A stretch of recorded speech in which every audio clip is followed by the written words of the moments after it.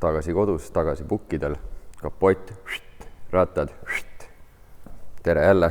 Suurest kollaboratiivsest summutiteost on nüüd möödas 2 kuud ja kes eelmise osa ilusti lõpuni vaatas Harri kanalil, sai teada, et summuti ei saanudki 100% valmis. Nimelt Harri keevitus otsustas minu käte vahel ära surra, just kui oli jäänud veel paar õmblust teha parempoolsel otsal. Ega ma otste asendiga 100% rahul ei olnud. Väljas istuvad ideaalselt, vasakult paremale on ka ideaalne, aga ülevalt jäi minu jaoks visuaalselt natukene liiga lähedale stangekaarele. Nii et kuna mul oli parempoolse otsa õmblused kõik veel tegemata, siis mõtlesin, et proovin vasakpoolse otsa alumisi õmblusi kuumutada üle, et see aitab äkki allapoole tagasi teda lõõmutada. Nii et lasin kõik need paikatid altpoolt üle poolringid ja siis keevitasin enda keevitusega parempoolse otsa nii kinni, et kõigepealt alumised poolringid suurema kuumusega ja meelitasin pealmisi veits väiksema kuumusega, et ta siis ülespoole tagasi ei koolutaks. Esialgu tundus, et ega ta ei kakkunud allapoole tagasi, aga tegelikult kui ma varem siit liigutasin teda suhteliselt kerge vaevaga, siis käis ta vastu stanget ja nüüd, kui ma tahan teda vastu stanget saada, siis ma pean päris palju jõudu panema, nii et järelikult ikkagi mõned millimeetrid tuli allapoole. Nii et see on nüüd lõplik asend ja pean õppima sellega elama. Tegelikult on vast okei ja 3 kuu pärast ma enam ei mäletagi, et ta selline oli. Ja siis teine asi, mis veel summutiga olid need Hiina veebändid, mis ma ütlesin, et Rahvavabariigist tellisin. Klambrid ise väga head, flantsid samuti, sai väga ilusti keevitada, tundus normaalne materjal. Küll aga need poldid, mis seal kaasas olid tollmõõdus ja küllaltki pehmed, nii et kui me seda summutit seal Harri juures peale maha mitu korda käiasime, siis lõpuks need keermed andsid järjest järgi. Nii et võtsin vürdist korralikud roostevaba poldid, lõikasin neil pead maha ja keevitasin neile T-handeli otsa, et hiljem, kui auto on juba saanud kuumatsükleid korralikult ja sumpsi on vaja alt võtta, siis ikkagi saaks need poldid ka lahti. Väike ja mõttetu asi, aga lihtsalt for the peace of mind. Nii et summutisaaga võib nüüd 100% lõppenuks lugeda, aga miks on autol rattad alt ära? Seda sellepärast, et mul on siin klaasi peal kirjas brake bleed, mis iseenesest ei ole üldse mingi suur task, et ta eraldi siin klaasi peal peaks kirjas olema, aga selle asja loogika oli rohkem selles. Nüüd on ta siis tehtud. Seal point oli see tegelikult, et ma ei taha siia kapoti alla hakata ühtegi juhet enne laiali tõmbama, kui ma ei ole veendunud, et mu 2 aastat tagasi valmistatud sidurikomplekt ehk siis see O-ratas, mille ma ise välja mõõtsin ja valmis treisin, mul oli vaja kindlaks teha, et ta ikkagi töötab. Nii et selleks tuli esimesed mahlad autole sisse panna. Üllataval kombel ei ole üheski 4 nurgas loiku ka all. Tegelikult piduri osakonnas mitte midagi muutunud ka, nii et sellega ei tohikski probleemi olla. Aga see siis andis mulle võimaluse sidur ära testida. Nii et sidur on ka nüüd siis õhutatud. Tunnetus on päris hea, käib kergelt, aga samas ikkagi survega. Võib-olla siin üleval on natuke rohkem freeblade kui tahaks, aga kui piduripedaaliga võrrelda ka, siis ütleme, et kui ta sellises asendis, kus tal see tegelikult see surnud seis pihta hakkab, siis ta olekski täpselt piduripedaaliga kohakuti. Ma ei tea, ma ei ole veel vaadanud, kas seda pedaali saab regullida või on ikkagi asi milleski muus. Aga põhiline on see, et sidur lahutab, vähemalt staatiliselt ta lahutab. Käima panen mootori, eks siis selgub tegelik tõde. Igatahes praegu rummust keerates ilusti muutus kaist vabaks. Nüüd siis aga see kütuselatt, mis oli suvi otsa külge tagasi panemata. Et tegelikult see ei olnud laiskusest, vaid see oli ikkagi suuresti sellest, et kui ma ta küljest ära keerasin, et värvimiseks viia, siis selgus päris mitu asja jällegi. Esiteks pihustit kinni hoidavad klambrid, täielikult krõbedad, pihustite küljes O-ringid, täiesti surnud, ära võttes tulid juppidena ära. Nii et ostsin uued klambrid, ostsin uued O-ringid, hakkasin neid juba kokku panema, mõtlesin, et tõstan lati ka peale ja siis vaatasin, et kuidagi üks pihusti on teistest veidi justkui pisem, ehk siis kollane ots, mida iganes see kollane ots seal ka ei teeks, seda siin ei ole ja nii mõnel teiselgi on need väiksed kidad ära murdunud. Ja siis ma mõtlesin, et jube tuttav kollane värv on, kus ma seda näinud olen ja ühte sellist kollast näen ma seal. See on siis nüüd O-ringi pealne seib siit pihusti küljest, mis siis tähendab, et see alumine ots suure tõenäosusega on mul kuskil mootoris, kuskil kas klapi peal või lihtsalt seal kanalis, loodetavasti, sest see mootor ju pärast rebuildi käinud ei ole. Nii et kui juba need pihustid on sellises seisus ja elu näinud ja tegelikult on ka kuluosad, siis tundus ainuõige lahendus Intercarsi veebipoes ostukorvi 8 ühesugust juppi panna. Võtsin Boschi asendused, need on nüüd siis üleni plastist ning kui juba läksin kõikide komponentide väljavahetamiseks, siis võtsin ka uue rõhuregulaatori, sest vana on samamoodi elu näinud, O-ringid ära surnud ja kunagi on see latt olnud spreiga üle värvitud, nii et overspray on kogu selle asja peal. Võib ainult arvata, et ühel hetkel, isegi kui ta praegu töötab, siis veab ta mind alt. Ning siis veel üks asi latiga, sai juba mainitud, et proge aju peale me lähme, Max Eco täpsemalt, siis mul jääb sealt päris palju sisendeid ja väljundeid üle. Tundub mõistlik ühte nendest sisenditest ära kasutada, et vaadata, palju on kütuse rõhku, lihtsam troubleshootida ja lihtsam tuunida. Selleks on üks Boschi andur M10x1 kermega. Kõige lihtsam lahendus oleks see panna ilmselt lihtsalt pealevoolu vooliku vahele enne latti, aga kuna mulle alati need lihtsad lahendused meeldib tekitada endale peavoolu juurde, siis otsustasin, et puurin siia latti ava sisse ja panen sellise NPT koonuskeermega vahetüki, et just koonuskeermega näha, et siis ta tihendab ära, kuna see toru on suhteliselt õhukese seinaga. Liimi vahele, paneb selle siia paika ja siis on hiljem hea andurit vahetada ka, et ei pea enam kermeliimitud ja igaveseks paigaldatud seda vahetükki ära võtma, et saab andurit ilma peavaluta vahetada. Nii et päris palju tööd veel sellega, enne kui külge saab tagasi panna. Ja ühtlasi siis, kui juba kollektori nüüd maha võtan, et siia kollaseid tükke otsima minna, on mul siin maas veel üks kollektor, mille ma X-Stalisest tellisin. Muidu kollektor täpselt samasugune, aga põhjus, miks ma ta ostsin, on hoopis siin ees. Nimelt see on nüüd uuema mootori kolle, kus küljes on elektriline gaasisiiber, mitte enam trossiga gaasisiiber ega tühikäigu mootor. Lihtsustab jälle süsteemi, saab tühikäigu paremaks ja proge ajul jällegi mul on väljundeid rohkem, saab ilusti minna elektrilise gaasi peale. Ja miks ma ostsin terve selle komplekti on lihtsalt see, et klappi ennast müüdi 30 euroga ja tervet seda komplekti müüdi 30 euroga. Pluss, kui ma oleks ainult klappi ostnud, siis see vaheflants, mis siin on, seda keegi eraldi ei müünudki, et tootekoodina see flants on olemas küll, aga järelturul keegi ainult flantsi ei müünud. Nii et selle kollektori ma viskan minema, sellega ei ole midagi teha. Siia on isegi keegi puurinud ja keermestanud mingisugused lisatüüsid portide peale, olgu see siis nitro või mis iganes. Nii et see läheb kõik mängust välja. Nüüd minul läheb ainult see esimene osa kasutusse ja minu enda kollektori külge. Nii et võtangi nüüd lahti, puhastan kõik ära ja hakkan kuskilt otsast kokku tagasi panema. Ja uus komplekt laual koos.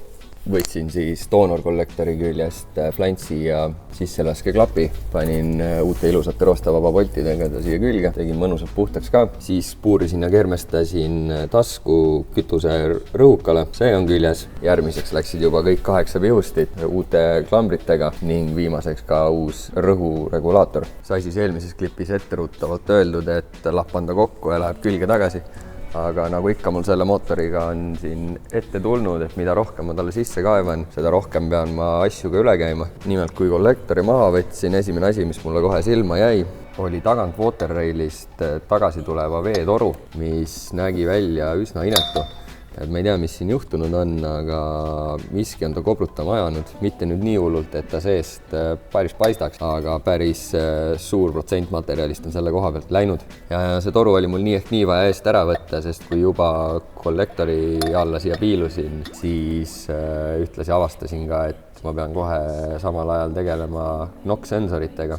Need on mul nüüd siin juba küljes, 2 uut andurit. Varasemalt oli neid 4 tükki ja oli neil selline pats järel. Ehk siis mõlemal pänkil oli 2 tükki ees ja 2 tükki taga, aga kuna uuel ajul by default on 2 tükki sisendeid, siis lähebki neid ainult 2 ja valitud sai siis tagumiste silindrite juurde, sest teoreetiliselt seal on detonatsiooni oht kõige suurem kuuma tõttu. Mitte, et vabalt hingaval üldse detonatsioon suureks teemaks võiks olla. Ja et selle poole omadele ligi pääseda, oli see toru nii ehk nii ees, et sellele poldile ligi pääseda. nii et võtsin siit Waterraili ära ja tõmbasin toru välja. Nüüd aga, kui neid uusi andureid vaadata, siis on näha, et pistik on otse anduri järel ja vanad olid patsiga, mis siis tähendab, et kui ma tahan selle asja võimalikult hooldevabaks teha ja mootori mahavõtmine oleks endal lihtsam, siis siia käega kollektori alt ligi ei pääse, mis tähendab, et ma pean neile mingid patsijupid järele tegema. Et pärast, kui juhtmestikku teen, siis saab siin taga teha lisapistikud mõlemale poolele.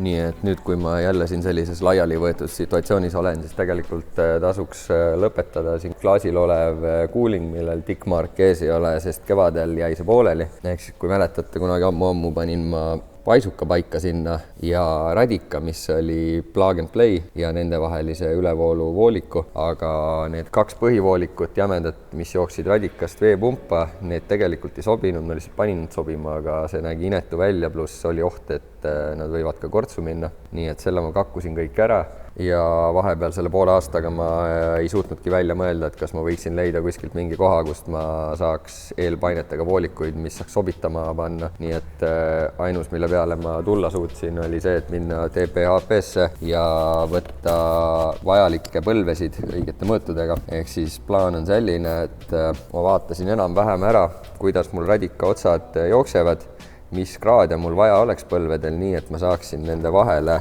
tekitada alumiiniumtorust sirged jupid. Ja kus ma selle alumiiniumtoru mõtte peale tulin, oligi see, et kuna ma pean nii ehk nii minema selle jaoks toru ostma, see asi on ka tootekoodina olemas, ainult A-osa on saada, maksab 100 €, B-osa ei ole. Ja kui seda nüüd vaadata, siis tegelikult see on täiesti tavaline sirge, lihtne täismõõdustoru, mille ots vist isegi ei ole treitud, kuigi ta istub simmerite sees siit ja sealt tagantpoolt samamoodi lihtsalt simmeris. Nii et ma ilmselt ostan lihtsalt toru, lasen treipingis otsad ilusaks ja sobib vahele ning ühtlasi siis ostan ka torud radika ülemisele ja alumisele ja suure tõenäosusega pean ma midagi sarnast tegema ka, et veepumbast jõuda paisupaagini. Nimelt sellel paisupaagil, ma ei tea, kuidas, ma ei ole siiamaani suutnud tuvastada, kuidas ridakuutel jahutuse ring on tehtud, aga millegipärast on paisupaagil 2 otsa, on alumine ots ja keskmine ots. Ja kui vaadata E38 lihtsustatud skeemi, mille ma praegu ekraanile panen, siis sealt on näha, et E38 on lihtsalt 1 ots, mis jookseb ilma vahepeatusteta veepumpa siia alla keskele ja vaatab suunaga hoopis sinnapoole, sest E38 on paak sealpool, mis nüüd tähendab, et ma pean siit tulema mingi viguriga siit tagant välja ja siis saan sinna minna. Ja teise otsa panin ma praegu lihtsalt silikoniga pimedaks ning siis põhimõtteliselt, kui need 3 on tehtud, on esimene ots koos ja siis jääb veel üle tagant Waterrailist need 2 otsa ajada salongiga kokku. Siin vaja jälle natukene oma loomingut teha, sest need on 25 millised käbid ja salongi pool, üks paistab seal taga otsas, on 20 milli, nii et selleks võtsin ka silikon üleminekud ja vaatan siis, kuidas ma selle asja kokku ajan, et kas trein mingit torujuppe vahele või need panen mingi sirge voolikuga. Ja nüüd, kui kollektor on küljest ära, siis ma saan näidata ka, kuidas varasemalt oli lahendatud CCV ehk siis karteri tuulutuse osakond. Siin kollektori taga oli see membraan, siis tuulutus tegelikult käis sealt tagant pika voolikuga, jooksis siia ette ja rääkisingi seda, et kuna siin taga on ju kohe kett ja tuulutus toimub siit, siis väga suur osa sellest õlist või sellest õhust, mis siin on õlimist, mis põhimõtteliselt jõuabki kohe otse sinna ja kloogib seda süsteemi ära.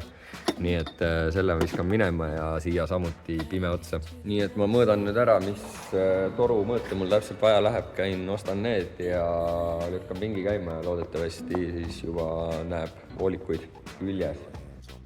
Väiksed edasiminekud nüüd siis käisin, võtsin Metall 24 uue jämedama toru, oli saada neil 35 millimeetrist 2 millise seinaga, ehk siis nõksu paksem kui vana, midagi see ei mõjuta. Lõikasin täpsesse pikkusesse ja ei pannud isegi treivinki käima, sest tegemist on lihtsa toruga. Lasin lindi peal faasi ja tegin karukeelega mõlemad torud ilusaks ühesuguseks ka ja läkski kokku tagasi. Siis said need NOx-sensorid endale patsid järgi. Kõigepealt keerasin andurite asendi ka hoopis ettepoole vaatama või siis pistikute asendi, sest tagantpoolt oleks pistikule täpselt plokikaane tihendi see mingi nibu siin ette jäänud mõlemal pool. Nüüd keerasin nad suunaga sinna poole ja siis tegin neile patsid järgi. Seekord pikalt rääkima ei hakka kaablite ja pistikute tegemistest, sest ma arvan, et terve järgmine osa saab neid oksendamiseni teha. Aga lühidalt siis võtsin Maxecu juhtmesarja ja skeemi ette ja sain sealt teada, et need jämedad sinine ja roheline ongi NOx-sensori kaablid. Kuna siin on 3-meetrised patsid neil järel, siis võtsin julgelt endale otsast ära sellised jupid nagu vaja. Tegin neile pistikud otsa, ajasin termosse ja kuna ma mõtlesin, et ma tahan mõlemad kaablid saada siit paremalt poolt mootorit välja, mitte et üks ühele poole ja teine teisele poole, siis tundus mõistlik teha üks pistik siin isane ja teine emane, sest kuna minul mingit ilusat printerit ei ole, millega sildikesi kollaseid teha, nagu racing harnessitel tavaliselt on siin ilusti tähised peal, siis läksin sellist OEM teed, et tegin ühe isase ja teise emase, mis tähendab, et juhtmestikust pärast neid valesti kokku panna ei saa. Täpselt sama näite võib siit mootori eest tuua, kus vändaandur ja nukaandur on täpselt sama pistik, lihtsalt emane ja isane. Nad on täpselt ühe pikad, mis tähendab, et kui nad oleks ühesugused, siis saaks kergelt nad valesti panna. Nüüd tahaks veel ära lahendada ikkagi need jahutuse ringid. Panin siia otsa F-Miki silikonid, kuna water rail on tagant 25 ja mul autopoolsed otsad on 20, siis panin siia need üleminekud 25-20 peale. Pean veel mõtlema, mis painetega ma need omavahel nüüd autoga kokku saan. Ja samamoodi ka paisupaagi ots. Siia panin reduceri 23 milli pealt 16 milli peale, sest siin all tagasi jooks paisupaagist on 16 milli, nii et nüüd ma pean sealt ehitama mingisuguse tagasipöörde siia trottelpadi alla, mida praegu küljes ei ole, ja siis voolikuga vedame selle kokku. Ning kui see tehtud, siis saabki jäädavalt kollektori peale tagasi tõsta ja radikapoolsed jämedamad osad ka ära teha. Ja siis tõesti ei jäägi mitte midagi muud üle, kui hakata seda juhtmestikku siia laiali laotama. Ja kusjuures see on 1/3 kogu sellest pundist. Tundub, et olen jõudnud nüüd nii kaugele, et võibki kollektori järgmiseks lõplikult peale panna. Et nüüd peaks olema kõik lahtised otsad kinni, et enam ei pea kollektori alla ronima. Salongisoojaga siis tegin järgmiselt. Said siia poole 25-20 silikon üleminekud, siis torujuppidega 20 peale ja kasutasin 90-kraadiseid põlvi. Siin ta teeb natukene teravama pöörde kui 90 kraadi ja allpool on näha, et natuke suurem nurk kui 90 kraadi. Oleks saanud ka tellida kohe spetspainded, aga kuna poes ei olnud ja ma tahtsin kohe teha, siis arvestades seda, et see toru seina paksus on nii suur, siis tegelikult seda sama silikonpõlve võib, ma arvan, et julgelt 20 kraadi ühes või teises suunas painutada, ilma et peaks muretsema, et kuskilt volti läheb või diameeter väheneks. Kui nüüd vaadata ka radikapoolseid muffe, mis on sama seina paksusega, aga diameeter 4 korda suurem, siis selle puhul on kohe näha, et keerab voldi sisse, nii et nendega ma väga ei teeks sellist masseerimist, nagu ma salongisoojaga tegin. Nii et sellega on korras. Järgmiseks siis paisupaagi äravool, veepumpa. Kuna siin oli mul kiirliitmik, mille otsast ma lõikasin mingi suvalise vooliku ära, jäi mul käbi alles. Täpselt samamoodi nagu on originaal ülevooluvoolik, et siin on käbi otsas, on kasutatud silikoni üleminekut, et minna toru peale. On mul samamoodi siis silikoni üleminek, kust ma lähen vooliku peale. Kuna veepumba ots oli 16 milli, siis läksingi 15 millise vooliku peale. Selleks sobis HN10 voolik ja panin jälle toruülsiga kokku ja vedasin ta siit pealt. Tundub, et ta on suht ühes tasapinnas ka, nii et ma arvan, et õhutamisega probleemi ei tohiks olla. Küll aga keeruliseks osutus hoopis tagasipööre siin. Selle voolikuga, mis ei ole nii tugevalt armeeritud, ei suutnud ma 180 kraadist pööret teha ja pealegi on siin veel termostaat ees. Termostaadi võtsin küljest ära, et näidata paremini seda asja. Nii et praegu termostaat läheb siukse nurga all siia napilt sisse. Igatahes selleks, et saavutada see pööre ilma, et ta kuidagi volti või pingesse jääks, tegin ühest 90 kraadisest silikonist kõigepealt sinna muffi ja hästi lühikese torujupiga panin omavahel kokku selle voolikuga ja andsin talle siit suht lauge kaare sisse. See voolik on nüüd piisavalt palju peenike ka, et gaasisiibri alla mahub ta täpselt ära, kui gaasisiibert siin ees on, et siis see voolik on vaba. Nii et nüüd kolle peale termostaat külge, radikas külge ja siis saan need 2 suuremat toru siia ära teha. Nagu juba tagasi näitasin, selleks on mul võetud suurema diameetriga need põlved. Ma enne vaatasin nende proovitükkide peal, mis mul vanast mootorist alles oli, et millised nurgad umbes olla võiks ja tuli välja, et kui ma kasutan 4 kõiki erineva kraadiga muffe, siis ma saan selle tulemuse, mis ma vist soovin. Loogika on täpselt sama nagu summutit tehes, et paned ühelt poolt otsa paika ja teiselt poolt otsa paika, üritad saada silmused paralleelselt jooksma ja siis on mul alumiiniumtoru. millest lõikan sinna jupi vahele ja lõvikuklambritega kinni. Vaatame, mis sellest välja tuleb, kas tal mingit kaubanduslikku välimust ka jääb. Nii, ajasin nüüd juhipoolse kokku. Ma ei tea, mida ma enda arust ette kujutasin, et mul põlvede vahele jääb tükk tühja maad, kust jääb alumiinium paistma. Tegelikult nendel painetel endal olid juba nii pikad jalad, et kui ma need otsad kokku ajasin, pidin ma mõlemad põlve nii ehk nii umbes 5 senti lühemaks tegema. Et kui ma väga oleks tahtnud, siis ma oleks saanud siia sirge osa peale paistva toru jätta küll, aga kuna selle seina paksus on nii suur, siis oleks sealt ilge kahtlane kitsamaks minek keskel ja siis teiselt poolt jälle laiemaks tagasi. Nii et läksin sama teed täpselt nagu salongi poolgi, et otsad kokku ja et vähe viisakam välja näeks. Kusjuures kartsin, et näeb hullem välja, kui on 2 klambrit kõrvuti, et tundub odav, aga kui nad siit otsast natuke eemale nihutada, nii et neil mingid sentimeetrid on vahel, siis on täitsa okei.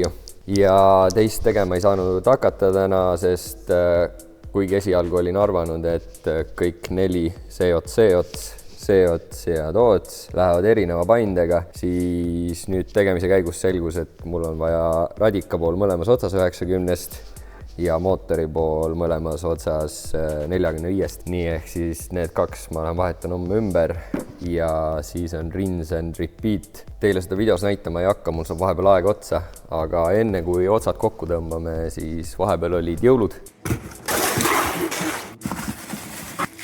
Ja tegin siis autole väikse kingi ka. Olen algusest peale mõelnud, et mis ma selle Stratbariga teen ja nüüd on mõte siin küljes. Võib-olla eelmises klippides panite juba tähele ka neid flantse siin, et need on siin mõnda aega olnud. Selge oli see, et mingi strati ma siin panen, aga ma ei olnud kindel, mis ma teen. Teadsin, et hiinakat ma ei võta. Pikalt mõtlesin, et teen ise, sest neid flantsi osasid ei ole väga keeruline teha. Küll aga ei suutnud ma välja mõelda, mis sellest crossmemberist saada võiks. Nii et kogemata sattus mulle just Facebooki postitus ette, kus keegi küsis nõu Z3 Stratbaridest, pakuti Tinanit. Tinan ei ole mulle isiklikult disaini poolest kunagi meeldinud ja kommentaarides oli kirjas, et Tinan suht sült ka. Ja kõlama jäi põhiliselt sealt kommentaaridest selline firma nagu Strongstrat, keegi Texases neid teeb ja väga mõistliku hinnaga ka, $320. Kuigi see USA õlijanu on neid tollitasusid ebameeldivalt tõstnud, nii et kodus on ta ikka mingi 500 euriga või 400 midagi. Mulle meeldib, et ta on mõnus siuke Brinkel black finish ka, siuke industrial look. Esialgu võiks arvata, et oleks nagu terasest väänatud, aga tegelikult kogu komplekt koos kanduritega on alla 3 kilo. Nii et jah, selline see episood seekord sai, mitte liiga palju progressi, aga väiksed ja olulised asjad. Ja nüüd järgmine kord saab tõesti keskenduda ajule ja juhtmestikule. Ma olen siit-sealt mingeid andureid ja otsi näidanud, aga ega ma tegelikult liiga põhjalikult veel uurinud ei ole. Nii et saame seda koos arutama hakata. Järgmine kord näeb, siis teeb.